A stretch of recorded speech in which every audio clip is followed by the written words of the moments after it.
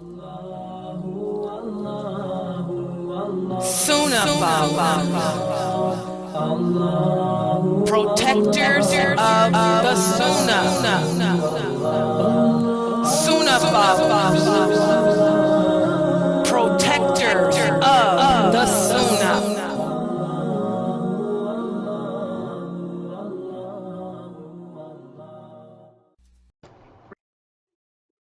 Alhamdulillah, wa salam Allah wa Rasulullah.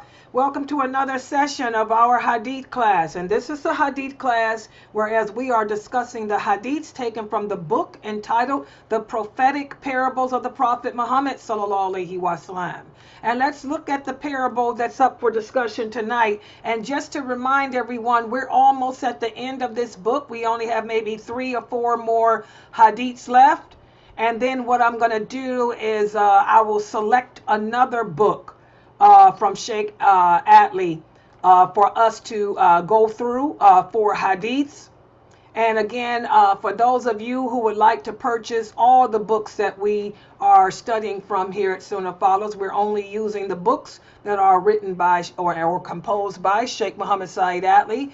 You can go to www.atleeonline.com. That's where you can get this book, The Prophetic Parables. Also, make sure you pick up your copy of The Messenger, because that's the book that we're studying from about the Prophet Muhammad sallallahu alaihi wasallam. Also, another book you want to pick up there is 40 Hadiths for Muslim Schools, Part 1. That's what our children, those are the hadiths our children are learning from here at Sunnahfollowers. And while you are picking up that one, pick up the 40 hadiths for Islamic Schools Part 2, because that will be the one that they're getting ready to begin in that class as well.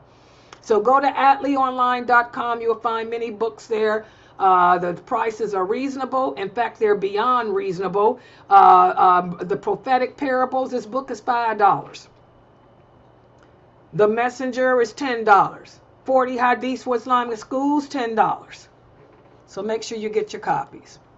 And the hadith today has to do with the reward that we Muslims receive compared to the other people who came before us. The Prophet sallallahu alaihi wasallam said, your example and the example of the people of the other 2 books, meaning the Christians and Jews, is like the example of a man who hires people to work for him. And he says, who will work for me from morning till afternoon for 1 kirat? The Jews accepted, and they carried out the work. Then he said, who will work for me from midday to the Asr prayer for 1 kirat? The Christians accept and fulfill the work. Then he says, who will work for me from Asr till sunset for 2 kirats? You Muslims have accepted the offer. And Allah says, have I withheld part of your religion? The answer is no. And he said, it is my blessing that I bestow upon whomever I wish. This hadith is the hadith that is the dalil for what you guys hear me say all the time.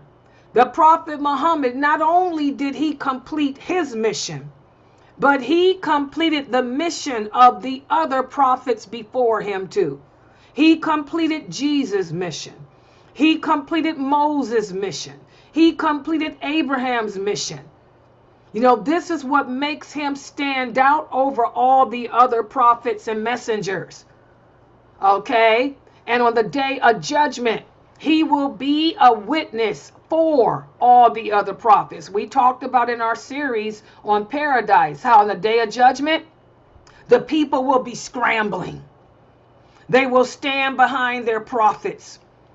And they will try to say, oh Allah, he didn't convey the truth to us. He didn't complete his message. He didn't tell us that you said this. He didn't tell us that you said that. This is what the people of Jesus will be saying. This is what the people of Noah will be saying. This is what the people of Jonah, Lot, all the others will say. And then Allah will ask those prophets, do you have a witness that you did convey my message as you were supposed to? And Prophet Muhammad will be the witness. And we will be the witness. So this hadith just basically says that we again are the last to come in this world, but are the best to have come. And we will be the first to be judged, and we will be the first to enter paradise because of that. The Jews, they used to be the chosen people of Allah, but they disobeyed him. They rebelled. So Allah replaced them. He cursed them and replaced them with the Christians. Then the Christians rejected Allah. They rebelled against him. So he cursed them and replaced them with us.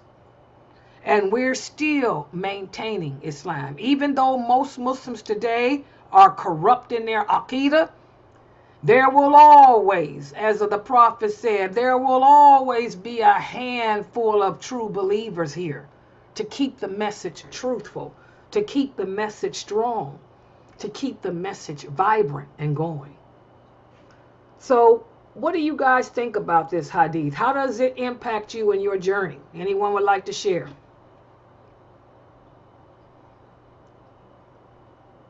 Sabrine, are you muted? Let me unmute her. Thinking, oh, can you hear me? And now we can. Go ahead. Okay. I was just thinking it gives you hope. It gives you hope right at a time when you want to, might want to say, oh, do we have a chance? I mean, it's going to be really hard for us. But it's when you think about what we're being taught about paradise, then we know that, yeah, we can do this. Inshallah, we can do this. There's hope for us. Just even if it's a handful of believers, and I'm one of them, alhamdulillah, there's hope. And that one thing, that rope that we hang on to, that we keep asking Allah, please give me the strength to hold on to the rope of Islam, make me stronger so I can hold on to that rope, because I really need to. In order, with the world falling apart the way it is, the way the masjids are falling apart, the way that the believers are not being taught inside the masjids, most masjids, they're not being taught the religion or how to maintain the Muslim community. If you listen, if you hear this though, it makes you think, I'm not going to give up this easy, not without a fight, So I believe that's hope. Exactly, mashallah. And let me show this hadith again. The Prophet used the parable of comparison between us and the people of the book that came before us. He said the comparison between the people that came before you, the comparison between the Muslims, the Jews, and the Christians is like a man who hires some people to work for him from morning until midday.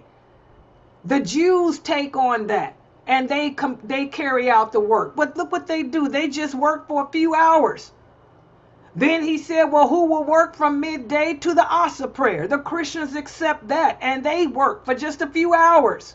So who will carry out from Asr until sunset for double what they get? The Muslims accept that, and we carry on. We not only complete our own mission, but theirs too. We not only complete our job, but we complete theirs too. So this is a wonderful hadith for us to ponder in our everyday living. Ask yourself, are you carrying out the message of Islam? Are you proving that you are the chosen people today? Are you proving to Allah each and every day that you are worthy of being the chosen? Because we are the chosen people today, not the Jews, not the Christians, it's us. Are you living up to that? Are you carrying out that? Think about it. I'd like to thank everybody for joining and participating in this session of our Hadith class. Let me remind everybody that tomorrow is Friday. You know what that means? I will broadcast the Juma prayer here to the Zoom room. Brother Mukhtar will be doing a khutbah. And then also we have Dr. Asim, his purification of the soul, his class on the migration of the prophet, the lessons to be learned from that migration with Dr. Asim, Brother Dr. Muhammad Fatehi, and myself. That's our interactive class. That's at 5 p.m. tomorrow. Please make sure everybody is here. Subhanakallahumma wa bihamdika ashhadu an la ilaha illa anta astaghfiruka wa atubu ilayk.